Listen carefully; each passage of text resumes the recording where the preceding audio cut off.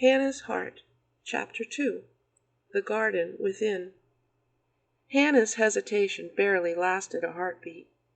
She took his arm, and together they walked through the gate.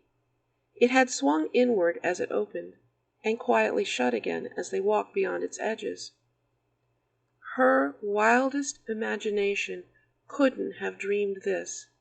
It was so incredible it took her breath away. Surely every flower in the world had come to party on the lawn, wandering freely everywhere she looked. Many had gathered into groups according to their kind. Patches of daisies, rounds of columbine, stripes of petunias wove in and out of a line of young trees bordering the path as it traveled ahead of her.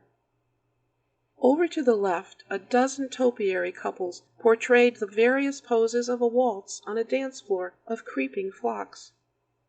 The nearest man's suit of clothes looked alive with navy speedwell for a jacket, high collar, and tails. Gray Dusty Miller formed his trousers, while tiny white button mums snuggled together, forming collar, cuffs, and gloves. Shiny brown mushroom caps spread over his knee-length boots, and a long flowing cape of rosy spirea attached to his shoulders.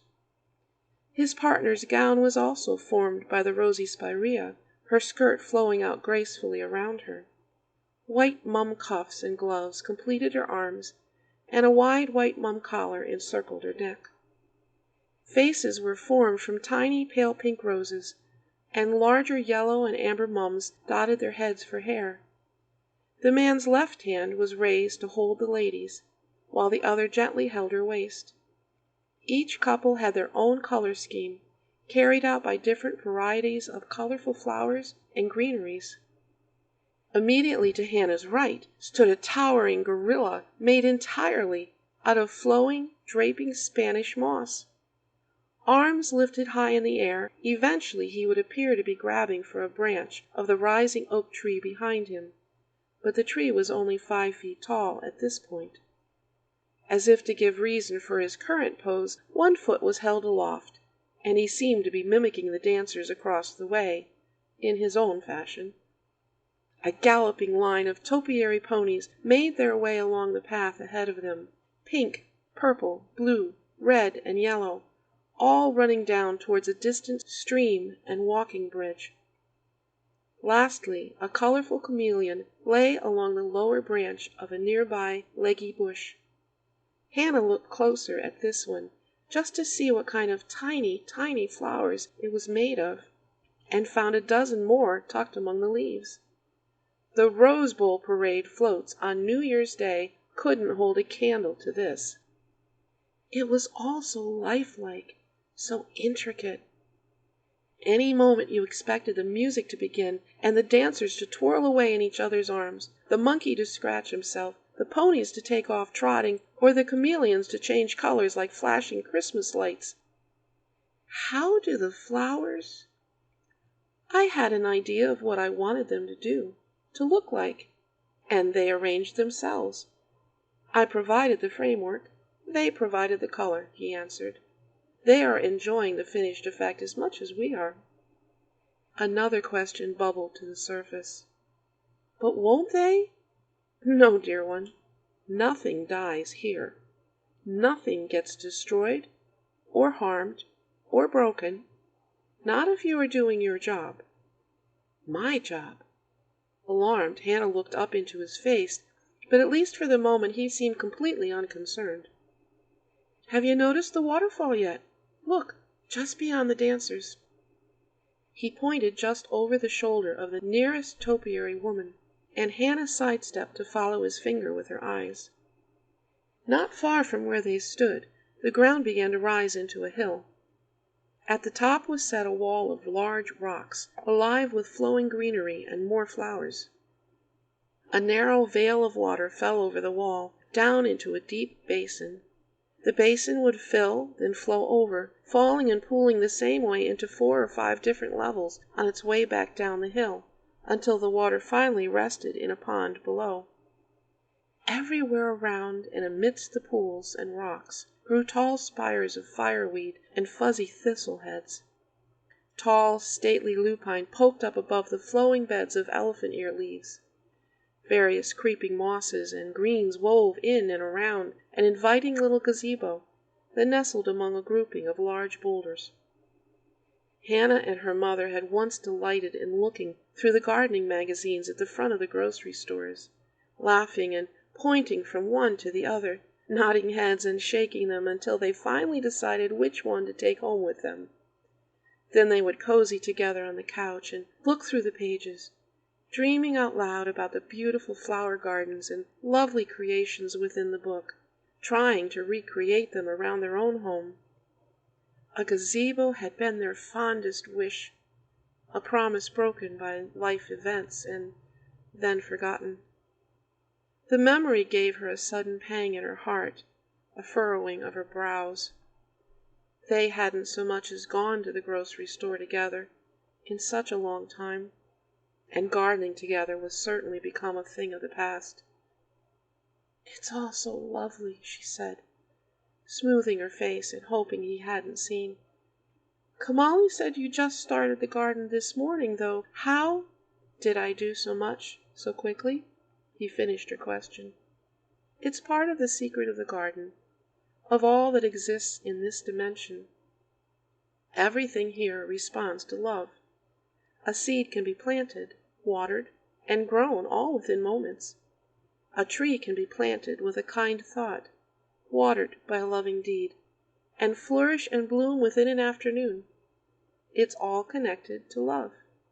Here, let me show you." He bent down and stirred a patch of bare dirt with his finger, right in the center of a circle of buttercups. Taking a small packet from his tunic, he held it out to her. "Open this and take the seed out." Hannah did as she was instructed, and soon held a tiny bird seed, something like a miniature chestnut pod. It was adorable, if a seed could be adorable. "Yes, they can," he smiled. "And this one surely is." He pointed to the patch of dirt. "Now, dig a little hole with your finger, drop the seed in, and cover it up gently. Remember, these are not seeds like on earth. You need to treat them very kindly." She wasn't so sure about that one. It sounded weird. But she did as she was told, and then looked up for further instruction. Still smiling, he stood looking down at her, his blue eyes sparkling with some secret. And suddenly her heart began to fill with emotion that nearly overwhelmed her. Hannah sat back on her haunches, both hands drawn to her chest. "It's all connected to love." His words echoed in her mind, even as her heart felt like it was overflowing now. Was he?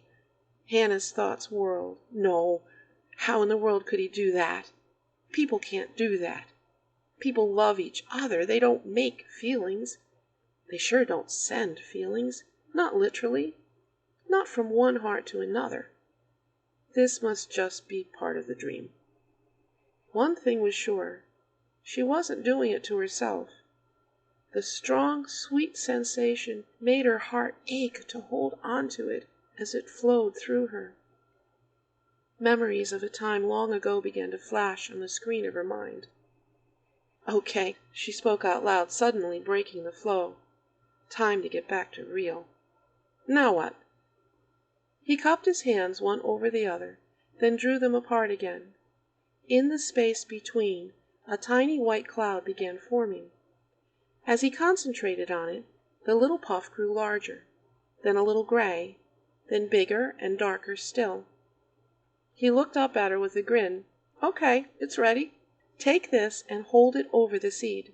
Hurry now," he laughed, and held it out to her.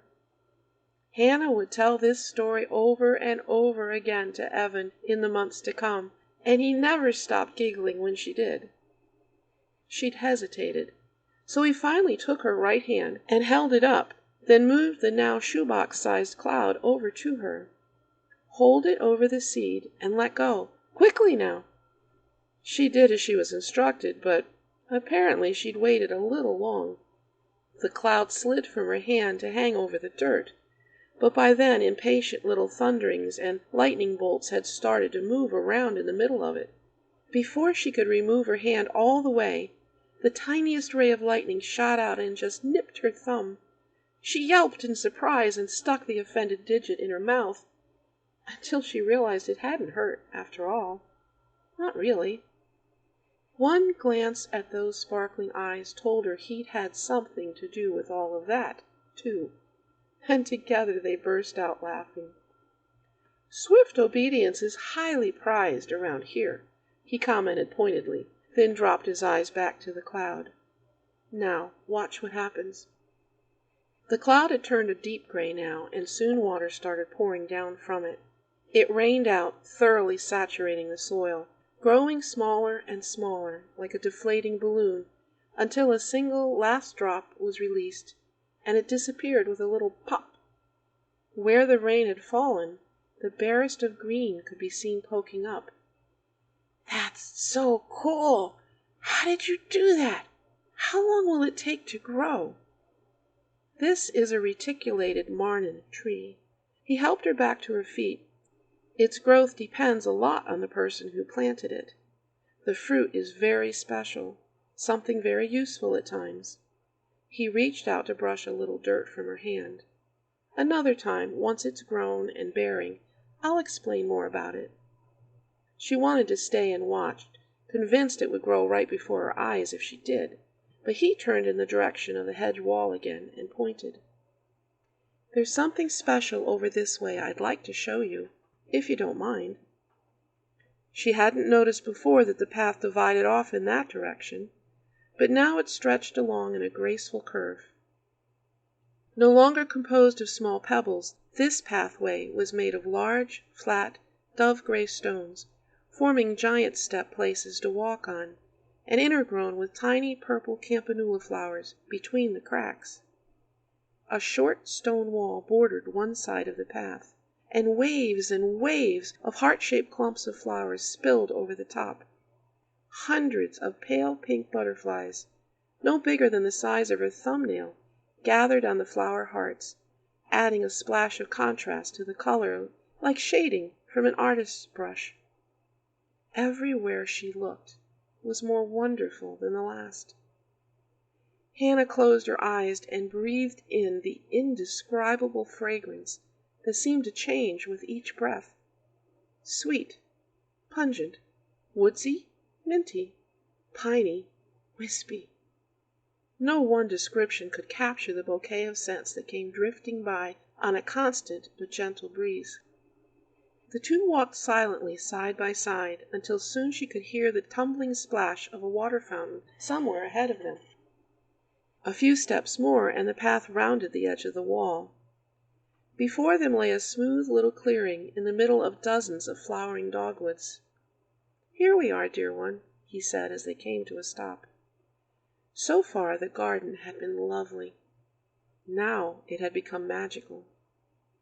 To their left a snow-white wrought iron bench snuggled up inside a tall arbor covered with multicolored roses. To their right a vine-covered gazebo with a double swing suspended from the ceiling beckoned invitingly. Both were charming, but Hannah couldn't pull her eyes away from what lay between them.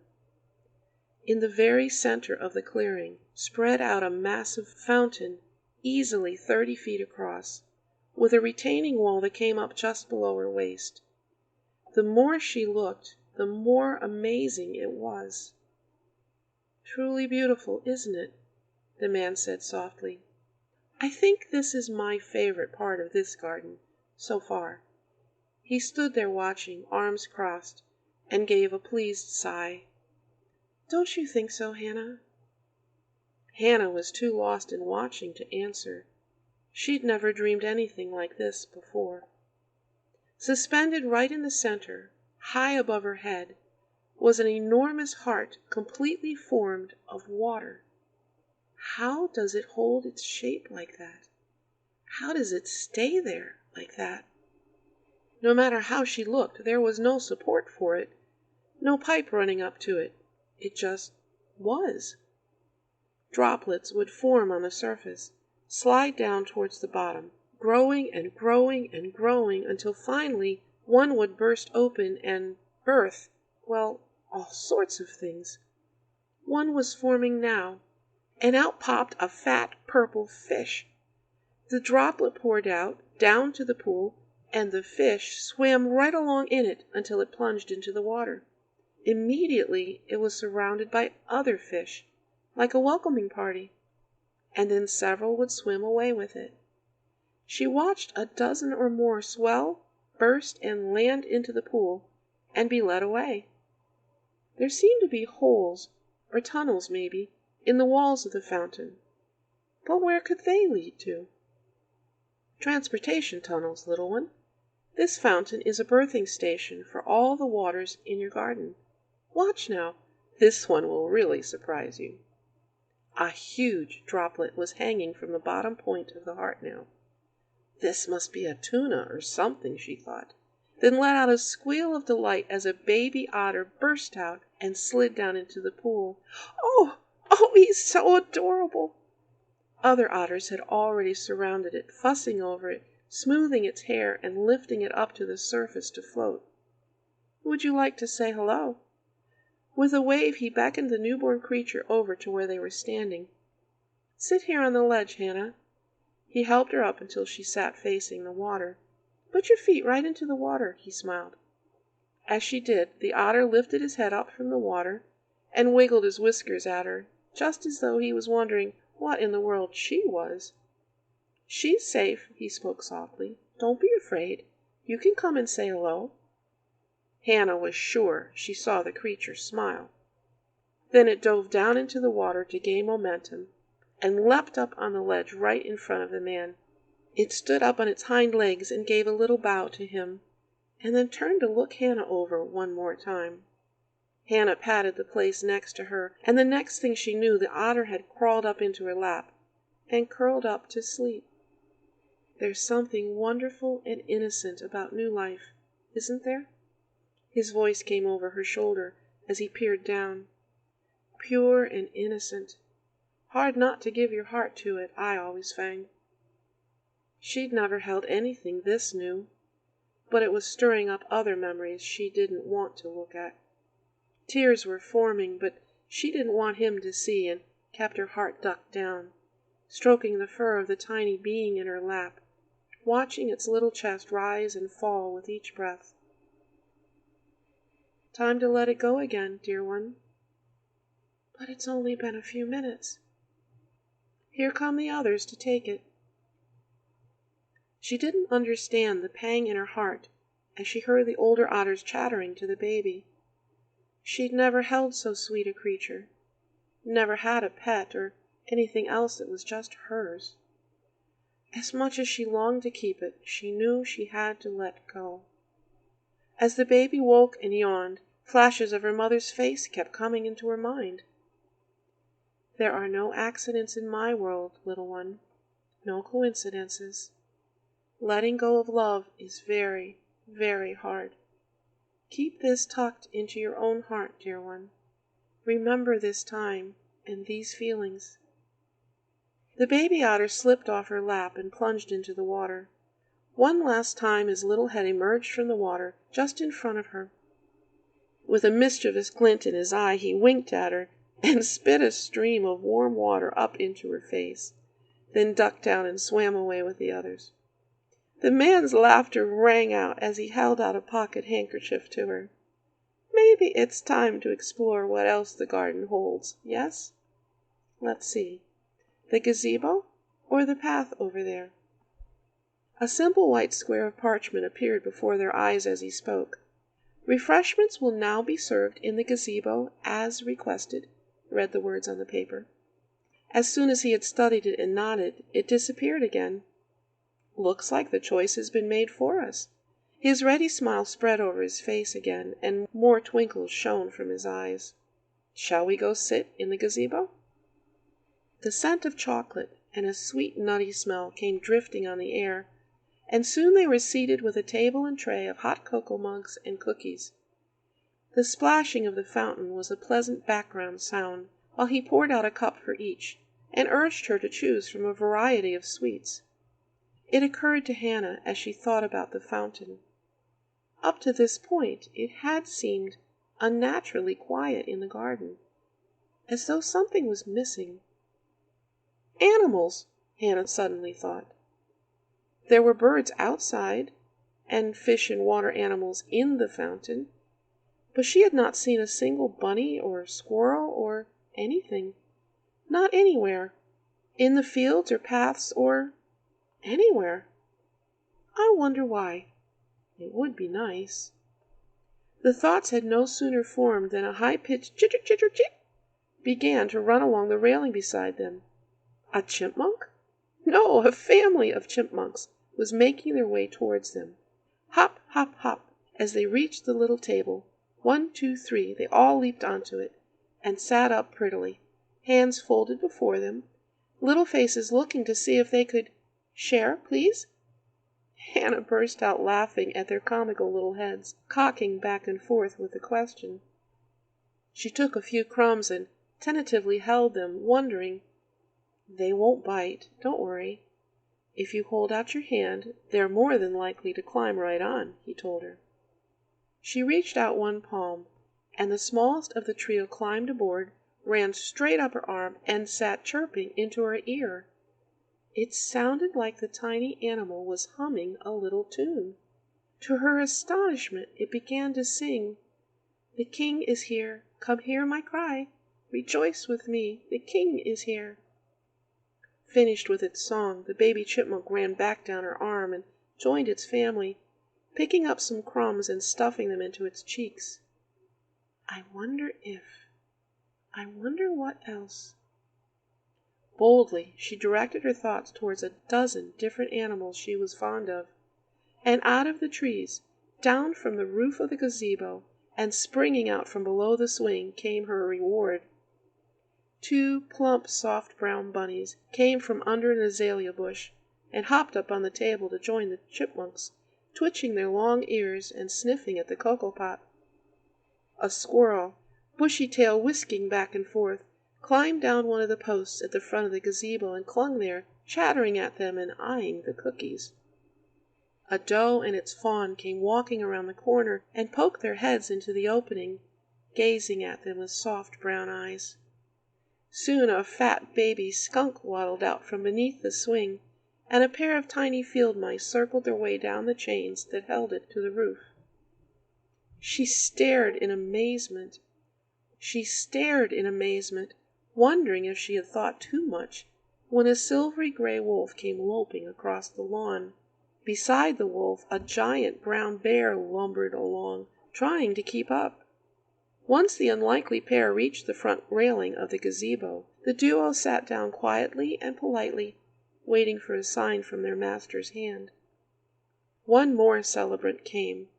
A large, completely white eagle floated down from the sky and perched regally on a railing directly to the right of the man.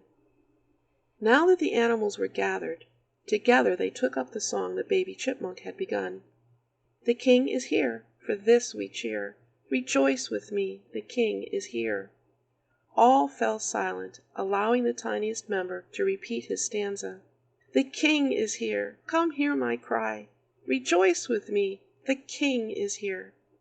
Now all joined together again, the bear's deep grumbly voice providing bass, while the wolf ended the song with a yip and a drawn-out howl. "The king has come, his love comes near. Rejoice with me, the king has come." "Well, thank you very much." The man stood and bowed his thanks to the choir. "I am so appreciative of your song. Thank you." At his words, the animals nodded their heads and chattered in their own way for a bit, then began to wander back to where they had come from. One by one they slipped away, until only the white eagle was left, golden eyes solemnly blinking at Hannah as though it were sizing her up, deciding her character. "I don't know how you did that," Hannah broke out excitedly.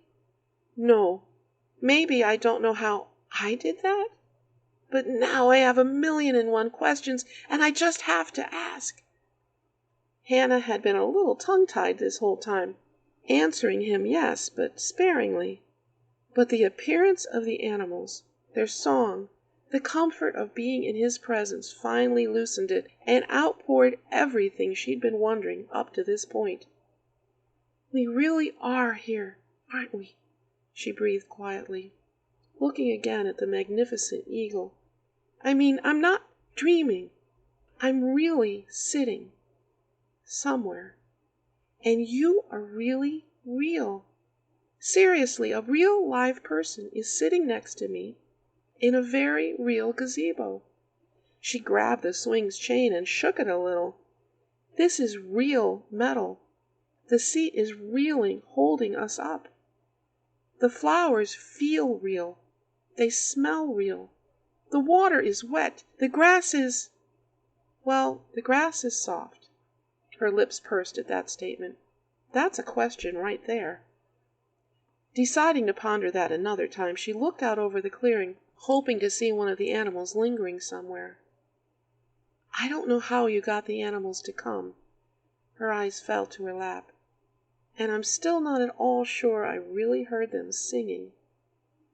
She was sitting bolt upright in the swing now, hands clasped together, tensed in case one of her statements turned out to be a fantasy after all. I think I did. She concluded, I'm sure it wasn't my imagination. Finally she turned to him, looking him full in the face. Is this all my imagination? The question of questions hung in the air. Hannah looked at him with such vulnerable eyes, hoping against hope that she was right, that she had somehow found her own world beyond the world, just like Lucy and Peter had found their Aslan.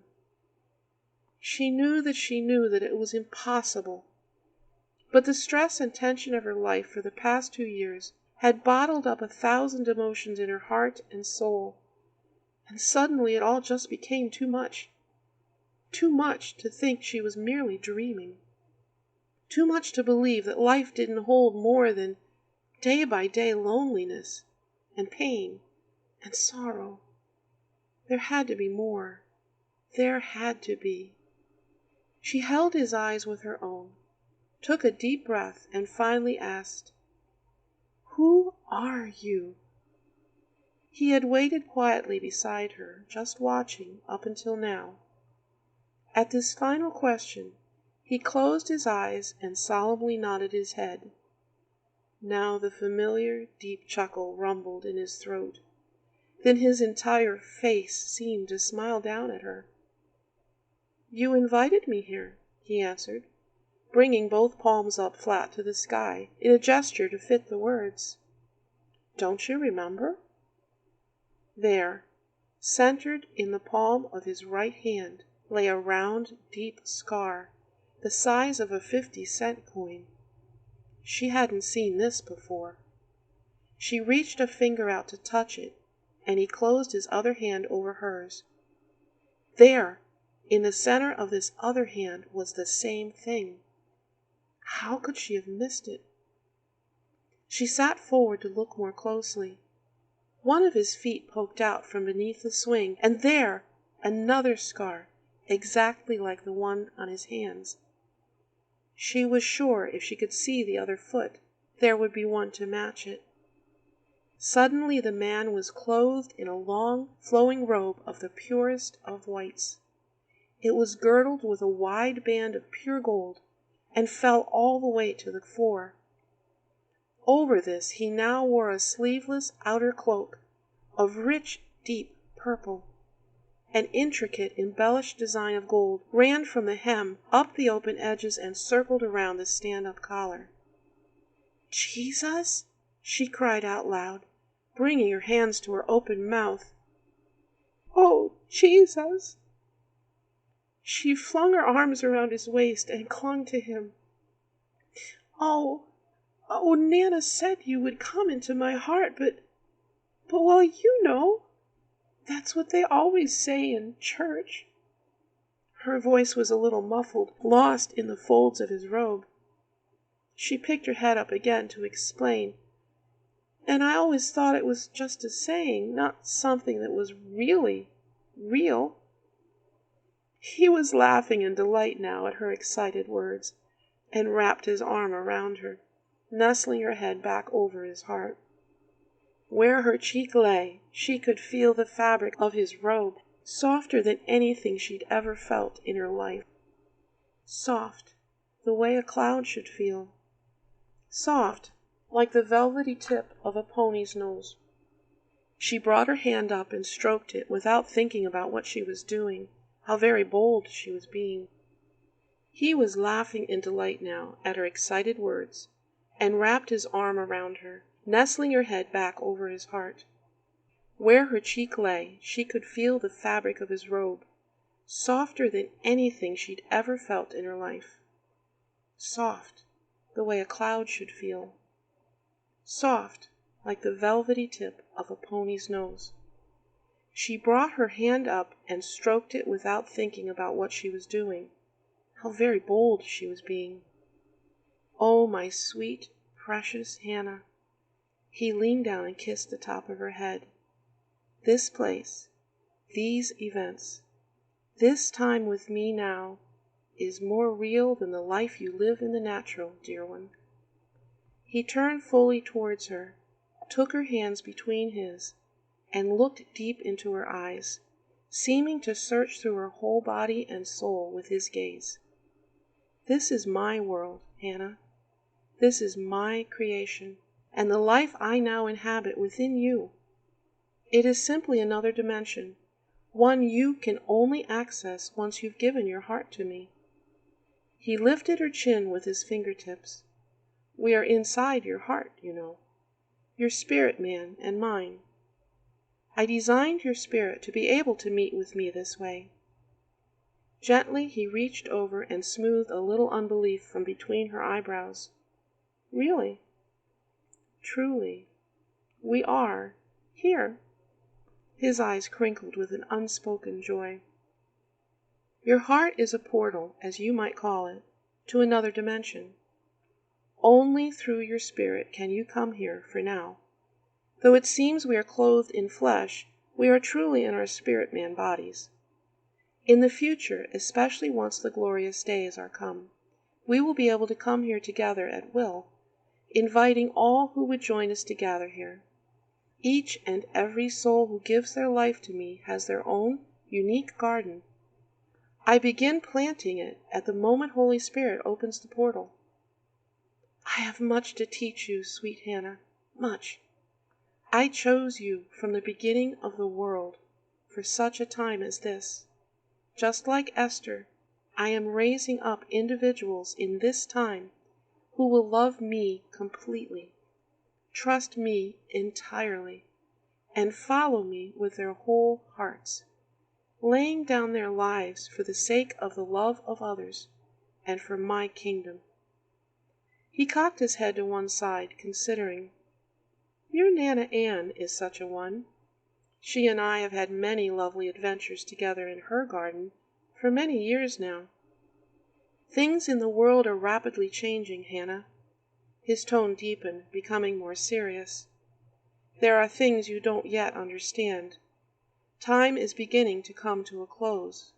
You have felt the touch of pain in your life, and loneliness as well. I will help you with this to again find joy that can never be broken. In time, when your own heart has found peace and wholeness, I will ask that you help me in the healing of your parents' hearts, too.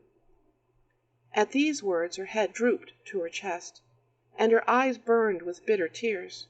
She had been bottling up her emotions for what seemed like forever, but at the tender tone of his voice, the love in his eyes as he looked at her, now they just came pouring out like a smudgy gray river.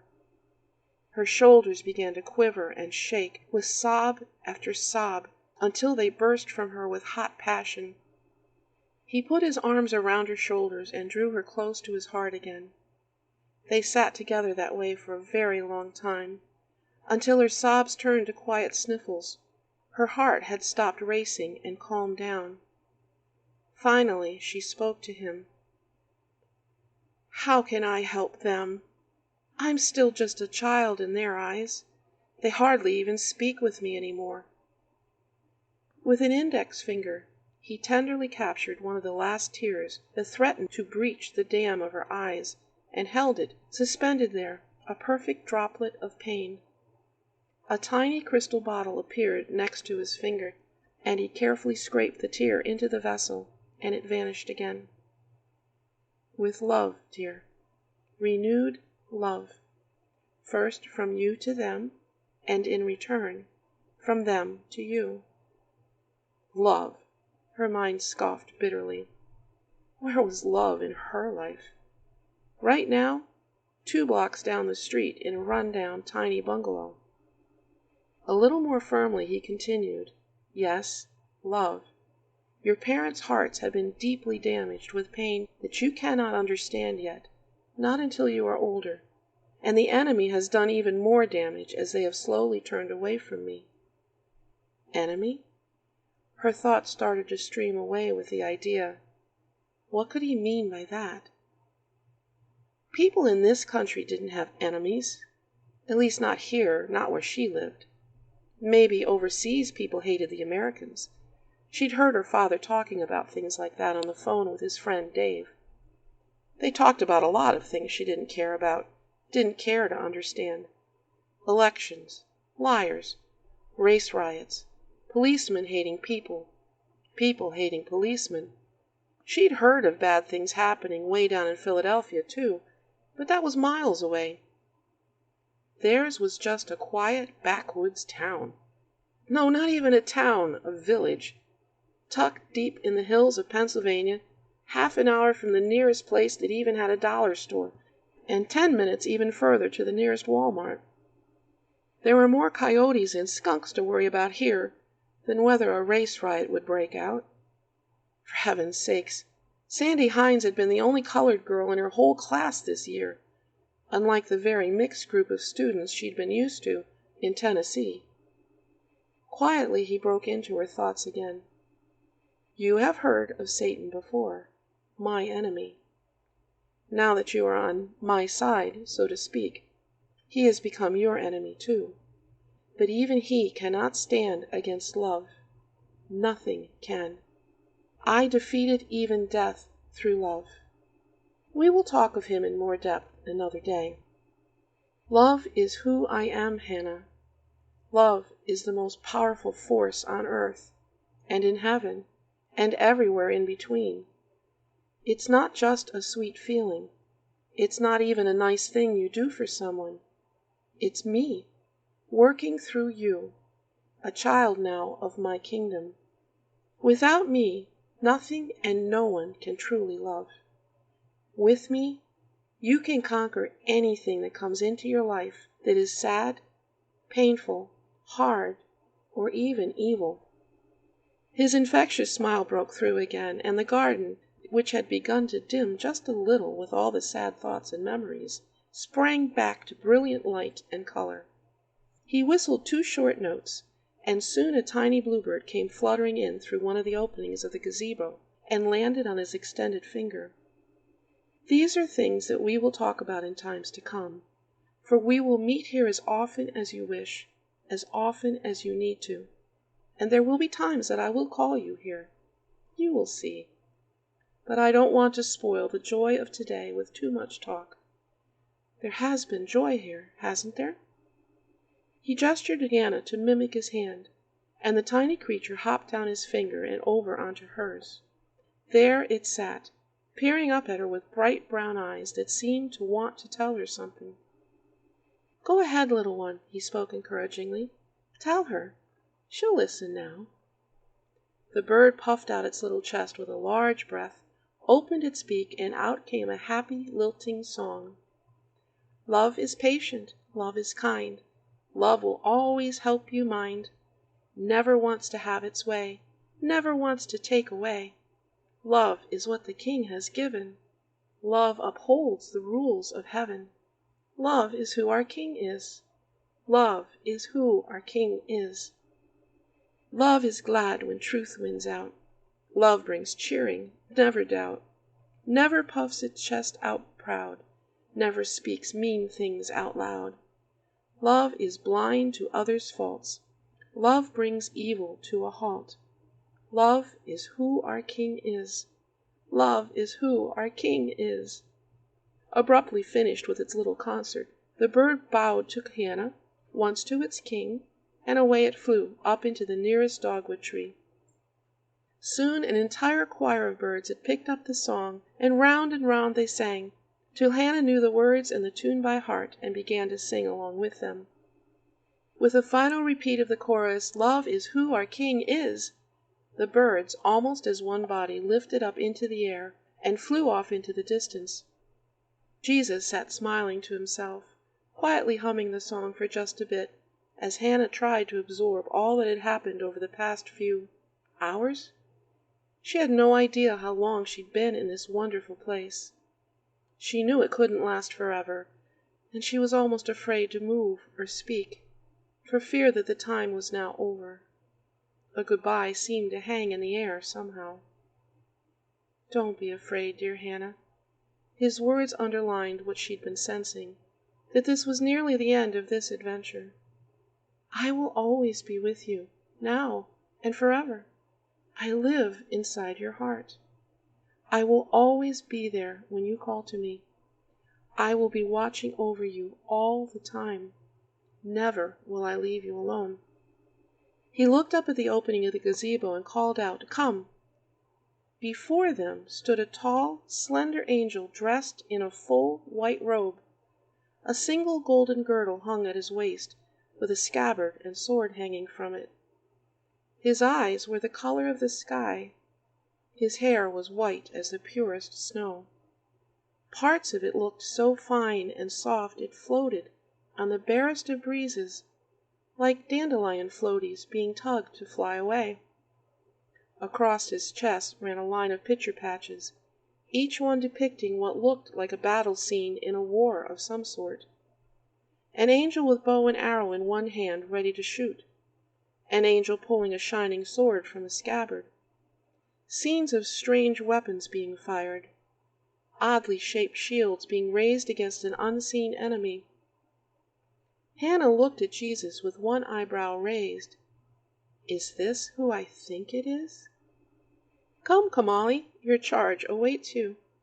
His eyes sparkled again. "You can explain these things to her another time." "Hannah," he turned to her one last time, "if you watch for me, you will see my little love gifts to you, every day, everywhere.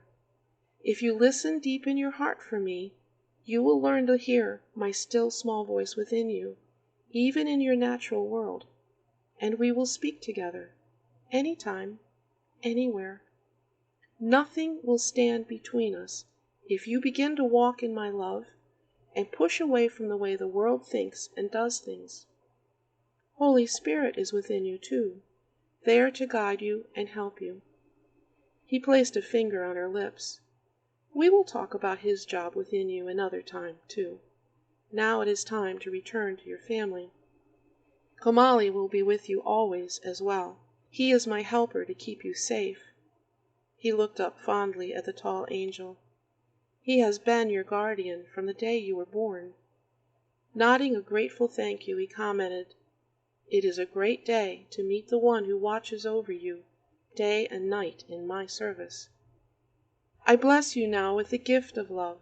He turned to her one last time, "and the gift of joy.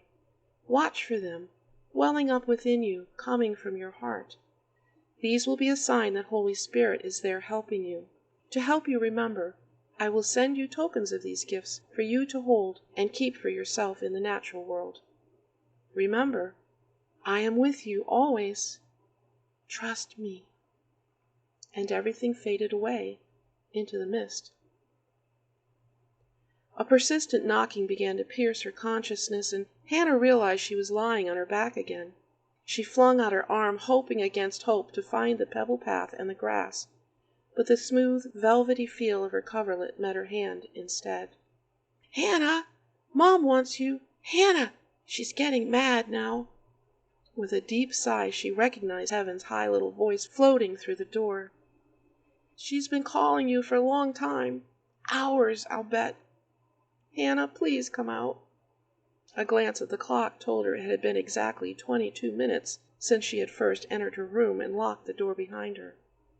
Amazing. "Coming, Squirt, I'm coming," she called back through the door. Tell her I'm coming." "Come with me, Lord, please?" She spoke to her unseen friend. "I don't want to leave this place inside. Not yet." Twitter, twitter, tweet, tweet, tweet, came from the windowsill. Hannah looked up, and there sat a tiny bluebird, no bigger than her fist. It flicked its wings a few times, sang her a few notes, and then flew off again to join its mates. She smiled as she rose from the bed. "Thank you, Lord. I think I can trust you." Real life was calling again. It made the beauty and wonder of where she had just been even more poignant. She wondered how long it would be before life overwhelmed joy again. She could already feel it crashing in on her. Maybe she should take these things a little easy for now. She amended her promise. "At least, I'll try." This has been the end of the second chapter of Hannah's Heart. You can find a free PDF download of this book at our website, heartdwellers.org. Or you can purchase a softcover book at Amazon.com or a Kindle version there as well. It is my prayer that Hannah's story will bless you, amuse you, convict you, and draw your heart ever so close to the kind and gentle heart of our Jesus. He is waiting for you to come into your own garden and meet with Him there too.